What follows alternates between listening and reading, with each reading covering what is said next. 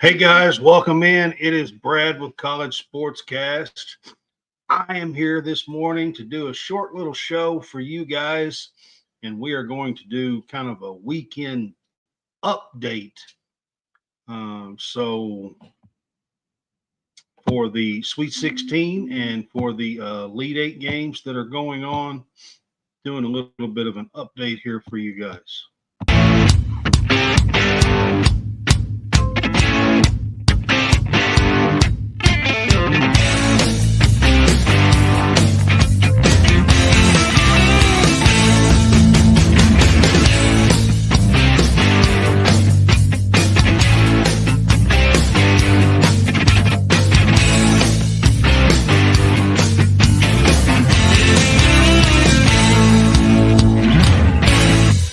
100%. We executed. I heard a fan offer free Dippin' Dots if I blew it. Wanted to have some fun, execute. I had bombs. Stay as a team, execute, give 100%. Dippin' Dots sound good. All right, guys, welcome in. It is Brad with College SportsCast. It is Saturday morning. Normally do these on Sunday, but this Sunday is Easter. So I'm going to be taking Easter off. Hope everybody has a happy Easter. So we will not be doing a show tomorrow. So because of that, I thought I'd come on this morning, do a Saturday morning kind of a weekend update instead of a wrap up. Start out with, there is now 2 new ways that you can help support us on Facebook, guys. You can send us stars on Facebook, and by sending stars on our content, that will help us raise money, earn money to make more content for you. Or you can now subscribe to our Facebook page. It is 99 cents a month, and that will help support us to continue to make more content for you guys. So if you're on Facebook, you can do either one of those, and it'll help support us. All right. With that said, I had a great opportunity this week, a couple of days ago, actually, to go to Lexington to the Joe Kraft Center and attend the Kenny Brooks press conference, introductory press conference. So I want to open the show up and kind of talk a little bit about that. The new head coach, Kenny Brooks. I got to attend the press conference. Actually got to ask a couple of questions to Coach Brooks, and it was just a great all-around experience.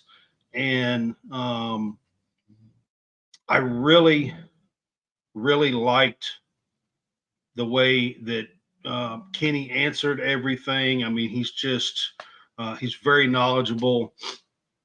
You can tell that he's been a coach for over 20 years. He's passionate about women's basketball, cares tremendously about it, cares tremendously about his players, and about family. So it was a really good press conference and opportunity to go up there. Please check it out. You can go to our page. You can look it up online. You can go to ukathletics.com and check it out as well. But I believe my questions are the third and the second to last, I believe. I asked him about player development because he's getting very high praise from all around, especially his previous AD, Virginia Tech AD, gave him some very high praise, said he's the best that he's ever seen, the Virginia Tech AD did. And then I also asked him, he's a former player for Lefty Driesell from James Madison, and I asked him about what he took as a coach from Lefty Driesell, and he had a great answer. So you could tell that he had a lot of love for his coach, and he, of course, Lefty just passed away within the last year, and he had a great answer to both of those questions, actually. So I'll start out the show talking about that and how great it was, and I appreciate you guys joining me. I think it's just going to be me. I'm not sure. I tried to get hold of a couple of John and Johns, my two Johns, this morning, and neither one of them's got back to me. So I kind of sprung this on. I really didn't have plans, but I kind of sprung this one on. So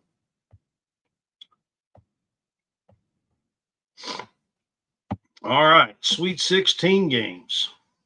Let's move on to the Sweet 16 games. So first of all, on the men's side, the last two nights, Clemson hung on and beat Arizona 77-72.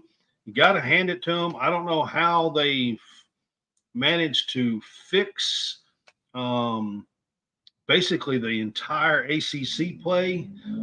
They was not that great. I mean, they were okay, but not great in the ACC. I picked them as a sleeper pick in the ACC before the season. I thought they really had the talent to do it, but I was not impressed with the way they had played. And you got to give it to them. PJ Hall and the guards and have put it together at the right time. They've made a run to the Elite Eight. The first time there's quite a few teams that it's been a while. It's only the second time Clemson has ever made the Elite Eight, and the first time since 1980 that they have made the Elite Eight. So you got to give a shout out to them. They held on and beat Arizona 77-72. UConn pretty much demolished San Diego State by 30 points, 82-52. So UConn moves on. Of course, they're the defending champs from last year.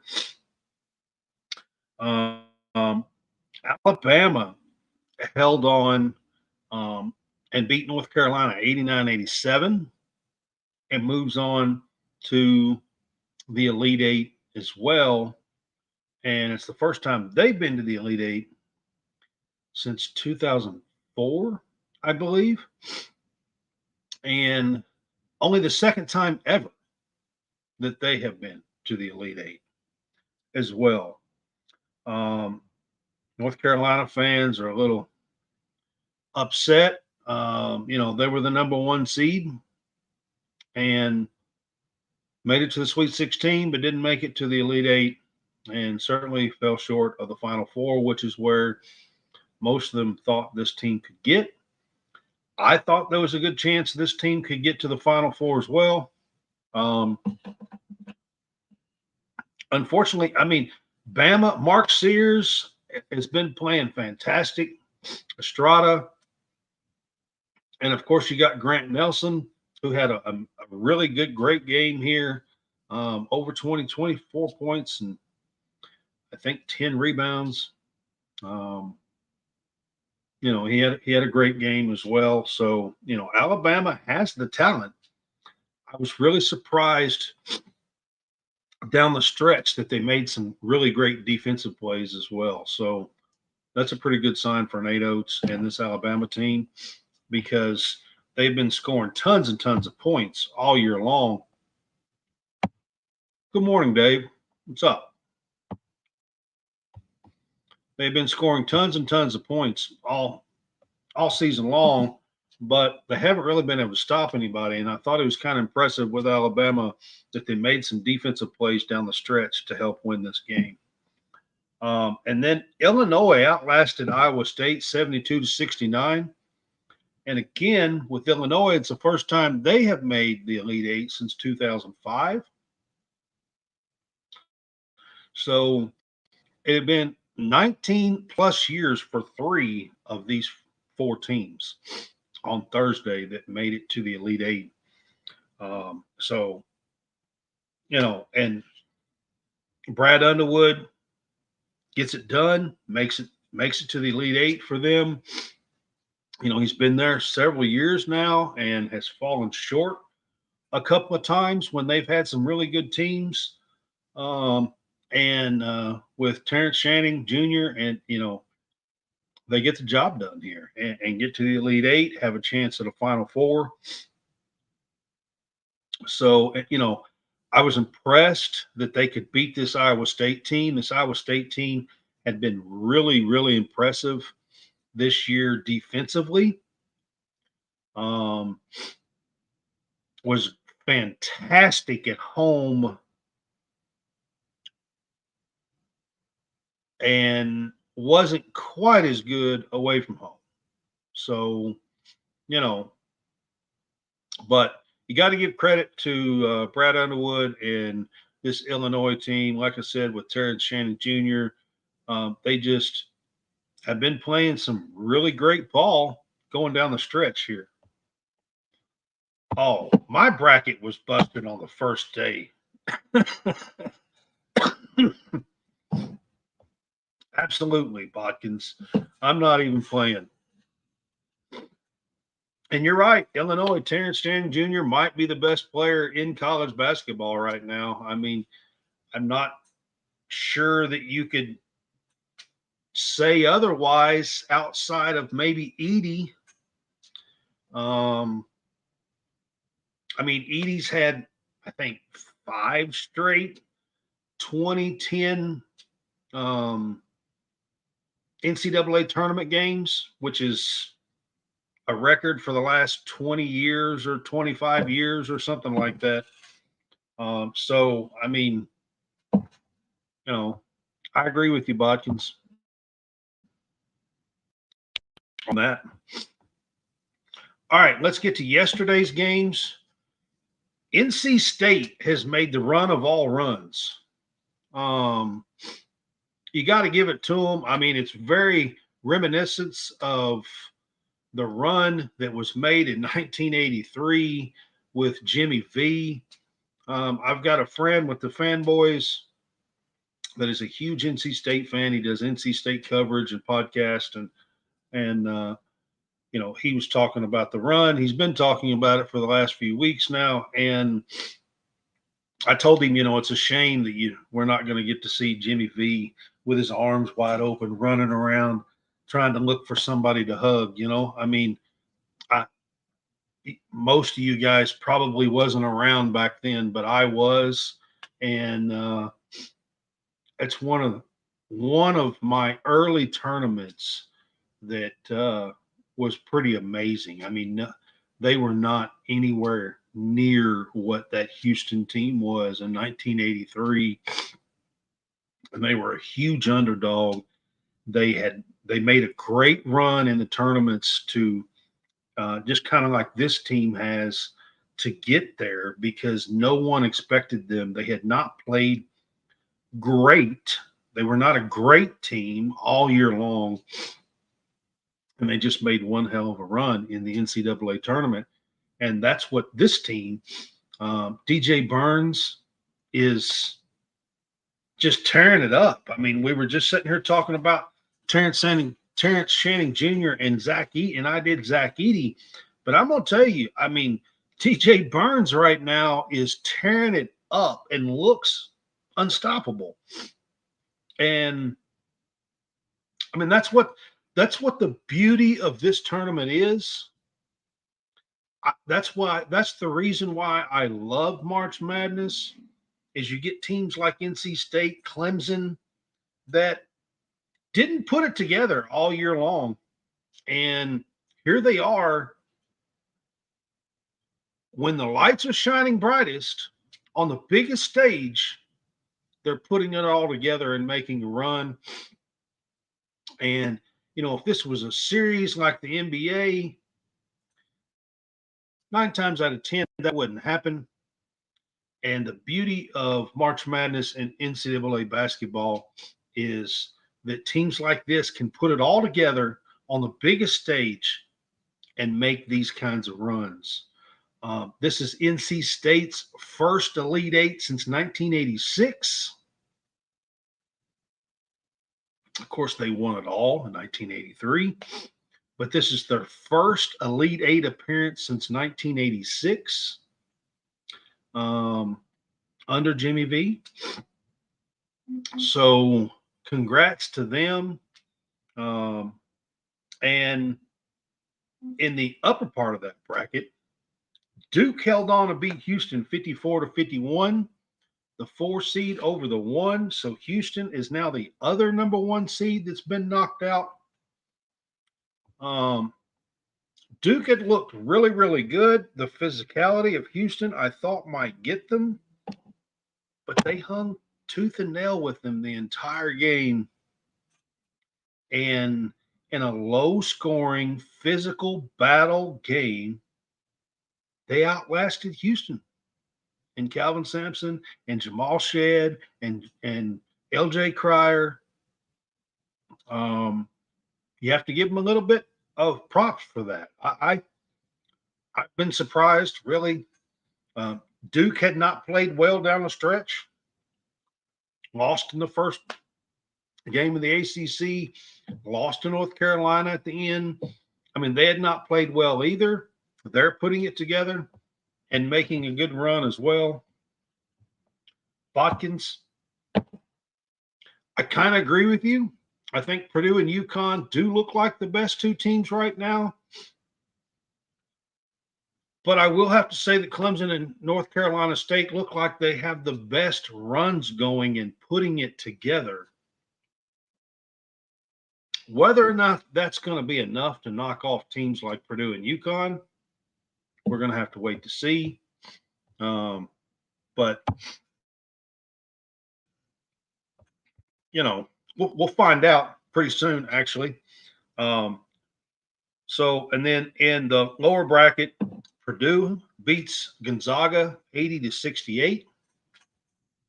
Like I said, Zach Edey's got a string of like 5 straight 20-10 games in the NCAA tournament. I think it's the most consecutive for like 20 or 25 years, something like that. And Purdue is looking really, really strong. And we'll see what happens. But they got a tough game ahead of them because Tennessee kind of controlled the game and beat Creighton 82-75 and looked pretty strong doing it. This Tennessee team, I'm not surprised, is in the Elite Eight. I thought early on this year, way before tournament, I'm talking in December, January, I thought this team had that kind of potential. Now, going up against Purdue is going to be a tough matchup for them. Dalton Knecht scores 24. Dalton Knecht's been a fantastic player for Tennessee this year. I think he's the difference maker for them. Vescovi didn't even play yesterday, had the flu. So he set out. I'm not sure what that means for tomorrow's game versus Purdue. But this Tennessee team is a legit, really good team. And I knew it. I'm really not surprised about Alabama being there as well. Nate Oates has done a fantastic job with Bama. It's 2 SEC teams that make it. It's a shame that there's not one or maybe 2 more that could do this. I'm surprised by the 2 ACC teams, and I think the entire country is. The 2 that I'm talking about is Clemson and North Carolina State. They get 3 into the Elite Eight. And the Big Ten gets 2 with Purdue and Illinois. So, and of course, the Big East one with UConn. That's how the Elite Eight breaks down. And then, guys, I'm going to go and we're going to get to the women's side of this bracket of the tournament. And the women have only played one day of Sweet 16 games. The second day of Sweet 16 games is today for the women. But yesterday there was a controversy in the first game of the day. Excuse me. There was a controversy in the first game of the day with Hannah Hidalgo having a nose ring, and she's been able to play with it all year long. And the game started, and the refs made her go out, and they took her out of the game and made her remove her nose ring.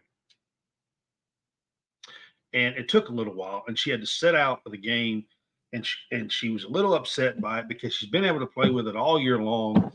And after the game, the refs put out a thing that said they were cracking down on jewelry and the Sweet 16 and all this. So there was a little bit of controversy in this game. It upset Hannah Hidalgo. She's a freshman on a great. She made the first team All-American. Great player that has led them this year. But she was upset by this. She was frustrated. She did not play well. She made a statement about having to miss time in this game because of what was going on with all this. So I kind of feel bad for her. But Oregon State wins this game yesterday, 70-65.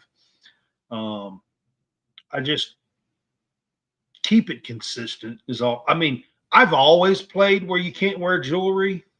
That's not a huge deal. I mean, I've coached girls AAU ball, middle school girls, and I've played and everything. So and boys AAU ball, both girls and boys. And we always play where you can't wear jewelry on the court. I've coached soccer. You can't have any jewelry. I mean, that's common, okay? What's not common is that they've let her play with this all year long. And then yesterday they decided to take her out of the game after the game had started. That's not right. It's just not right. South Carolina had to hang on to beat Indiana yesterday. And it's really kind of odd because South Carolina had a 17-point halftime lead. They increased it to 22 points at one time. And then they just kind of seemed like they were trying to coast in the third quarter. Got outscored 23-16 in the third quarter. They let Indiana cut it to 2 with about a minute to go. Maybe a touch over a minute, somewhere around there. So they had a little bit of a scare yesterday. Mackenzie Holmes and Indiana, they had a little bit of they put a little scare into South Carolina yesterday, but they did pull it out by 4 points, 79-75 to move on to the Elite Eight. They are still undefeated. And then the game of the day, I thought yesterday was the NC State Stanford game. Oddly, Stanford had a 10-point lead at halftime with Cameron Brink and Hannah Jump. And NC State comes back in the second half and wins by 10 points after being down by 10 at halftime. Played an amazing second half. Congrats to the Wolfpack. They are the only team in the country that actually has both men's and women's into the Elite Eight. So congrats to the Wolfpack. You guys are killing it in basketball right now. So enjoy. And then the last game of the night was Texas and Gonzaga, and I thought Texas basically controlled this game from the start. Gonzaga, really struggled offensively last night, only scored 47 points. And Texas, the number 1 seed, won 69-47. And then today's games, they get started here in an hour, a little over an hour. So the first game of the day is UCLA and LSU, a 2-3. LSU's the 3. Angel Reese going against UCLA, the defending champs.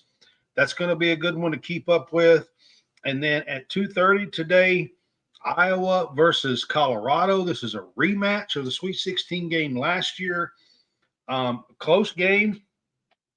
So Colorado is a great defensive team. This will be a kind of a battle matchup. It's kind of like just the West Virginia game was. So that's going to be interesting. And then later today, we get Baylor and USC.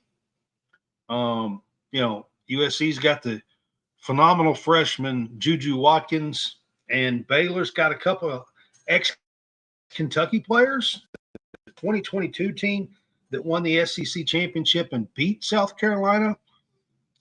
They've got a couple of those players, Dreona Edwards, and Jada Walker. So, and then tonight we get Duke versus UConn. Kara Lawson versus Gino, Paige Beckers.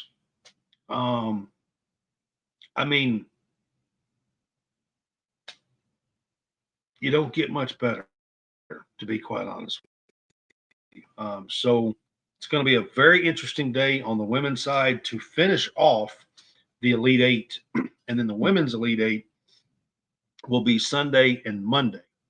Their tournament is always Friday to Monday. So that is where we are with the Sweet 16.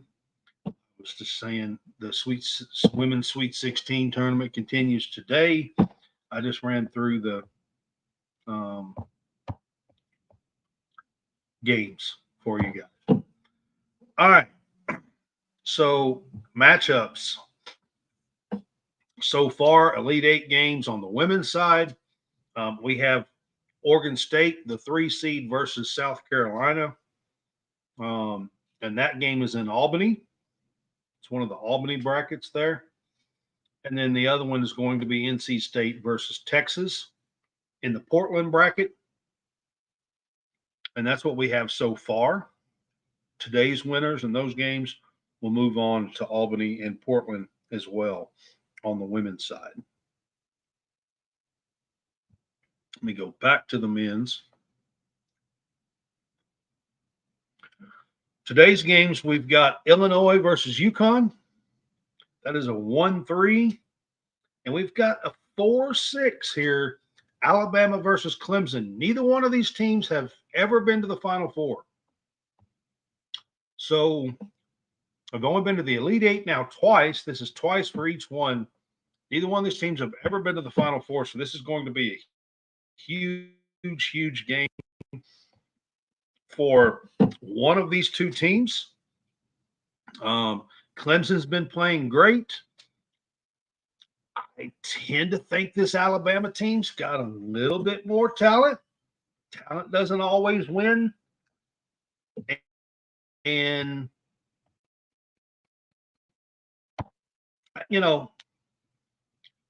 it's hard for me to go against the SEC here, even though I really kind of like this Clemson team.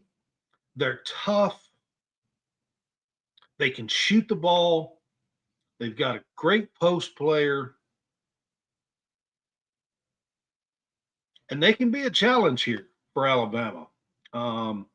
It wouldn't surprise me at all if this is a very close game. It wouldn't surprise me at all if Clemson's not ahead part of this game. I just feel like that Bama is probably going to pull this one out. And then, of course, you got Illinois and UConn. And Illinois, it's got probably, we talked about it earlier with Bodkins. I mean, maybe the best player in the nation right now with Terrence Shannon Jr. And you can never count that out. I mean, he could go for 35 or 40 tonight or today. Tonight. They play at 5.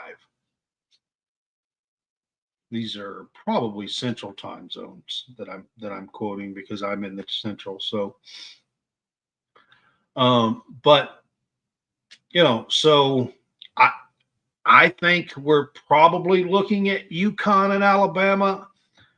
That's what Jerry Carter says here too. But I could see this. I could see Clemson going through. It's really hard for me to imagine that this Illinois team. I thought Iowa State defensively would have a shot at beating UConn because they played such great defense. I'm just not sure, guys, that this Illinois team plays that kind of defense, even though they just beat them.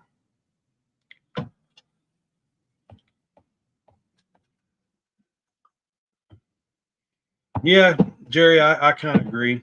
I see Clemson more so than Illinois a little bit. That's what I was just saying. So tomorrow you got Tennessee and Purdue. I think that's going to be a fantastic matchup tomorrow. And then you got the ACC matchup. You got NC State and Duke. Anything could happen here, guys. Like NC State could legitimately win this ball game. They are on such a roll. They've been playing so great. DJ Burns has been playing fantastic. I just said I would put him up there as the best. The last 2 weeks, he's been probably one of the 2 or 3 best players in the country. I mean, he's been playing fantastic. So, I mean, who knows? I tend to lean towards. I'll be honest with you. I think there's a little magic going on with NC State, and I tend to lean Purdue and NC State here. Do I think NC State is a better team than Duke? No, I don't. But I just think there's a little magic here going on, and the NCAA tournament sometimes builds that. And I can just see that kind of continuing here and having a magic run here for NC State all the way to the Final Four. So if I'm sitting here with you right now and picking, I'm going Purdue and NC State tomorrow. That's what I'm going.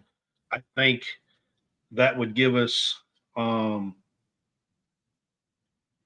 ACC team. Of course, one of those is going to make it. SEC team, a Big East team, and a Big Ten team into the Final Four. So that would be my Final Four predictions for where we are setting. And the weekend update here on the men's side. And if I'm going to look at the women's side, I just can't go against South Carolina on the women's side. And I really feel like this Texas team with Madison Booker, a freshman, by the way, that's carrying them and more. I just feel like they are really great as well. I just see South Carolina and Texas winning tomorrow. And then I think Elite Eight, we're going to see – I predict we're going to see Iowa and Angel Reese and LSU in the Elite Eight, which is a matchup, a rematch of the final game last year. Give me Caitlin Clark if I'm going to predict this game to get the advantage over Angel Reese this time. And then I'm going USC and UConn. If Final Four predictions from where we are sitting right now, I think I'm going to go USC and Juju Watkins making this is their first Sweet 16 since 1994. I mean, you're going to the way back machine when Cheryl Miller was a coach there, and so I can see them making a run here, and that would give 3 number 1 seeds in. You can never count out Baylor. They've been a really, really great school. Mulkey was there for a lot of years now, winning titles. Brittany Griner. I mean, it goes way back now. So you can never count them out. But if I was picking teams right now, and I am, that's who I got on the Final Four side, doing a little bit of predictions for you guys.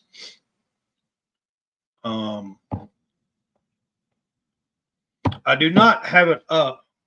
And to be honest with you, I've been swamped and really busy in covering stuff the last couple of days. I will try to get an update up on our Facebook and Twitter page this afternoon on where our standings are in our CBS Bracket Challenge. I have just been really busy and have not had a chance to really do that.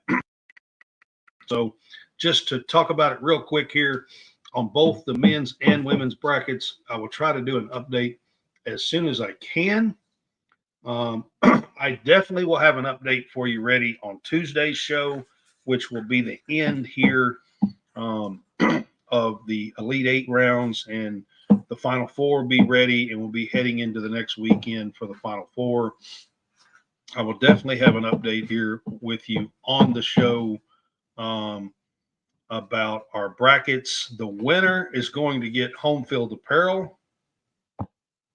So that is going to be, just realized I haven't had that up on the ticker, but the winner is going to get 20% off on home field apparel for each bracket. The men's bracket, if you win that, the winner of that's going to get 20%.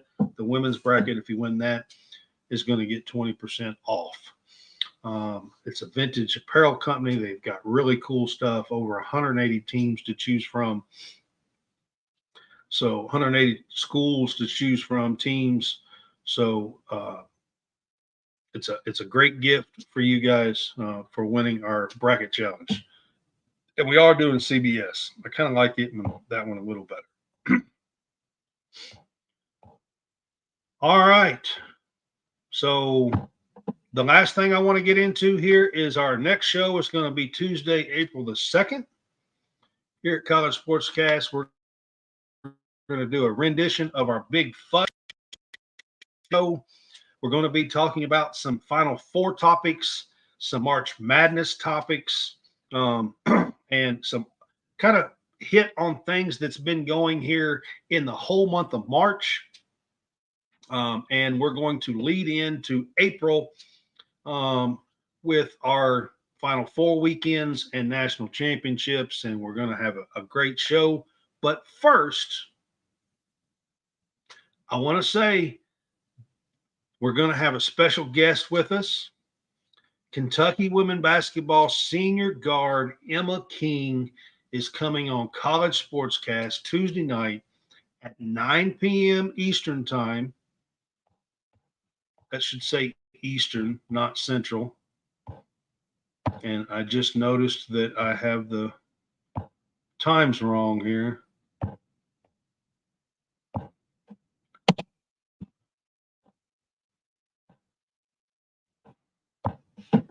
Okay, how about that? 9 p.m. Eastern time. All right, sorry about that, guys. She is going to join us right here at College SportsCast. We are going. She is a fifth-year senior. She was on this year's team. She was just playing here in March. And we are excited to have Emma on the show with us.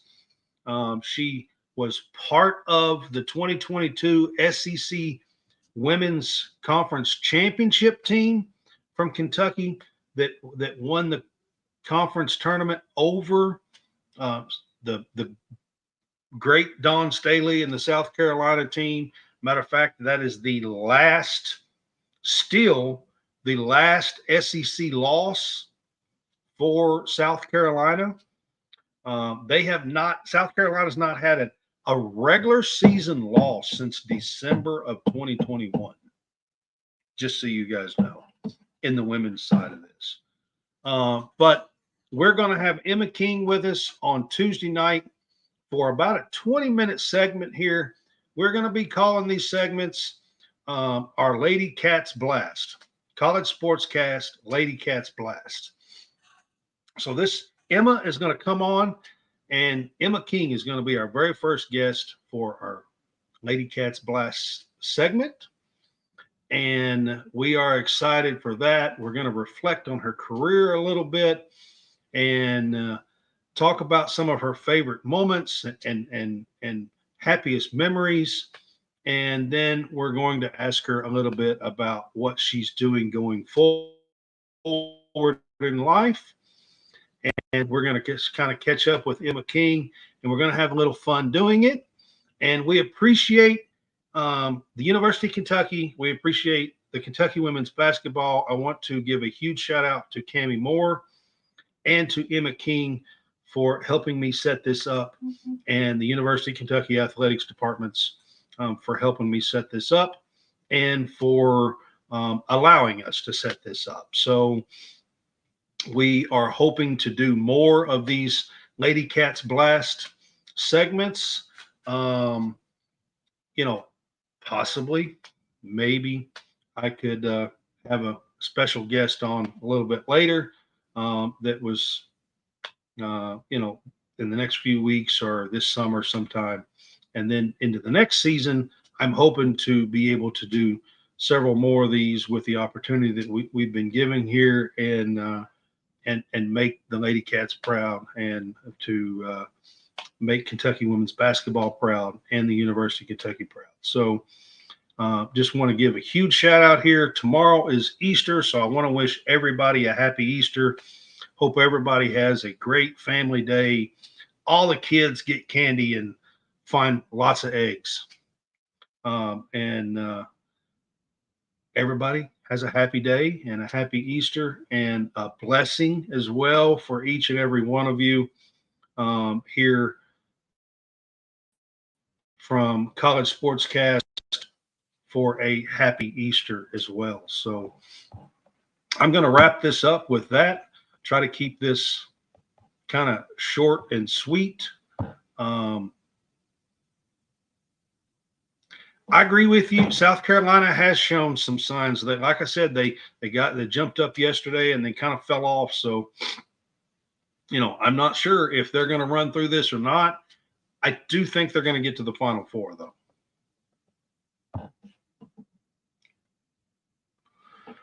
All right, Jerry, I appreciate you being with me. Like I said, guys, happy Easter to you. Happy Easter to everybody. And I hope you guys have a great family day, many blessings, and all the kids are happy. Lots of chocolate, Easter eggs, and all that kind of stuff. So, again, happy Easter. We will see you on Tuesday night for our special show, our Big Fuss Final Four edition with special guest Emma King, Kentucky women's basketball.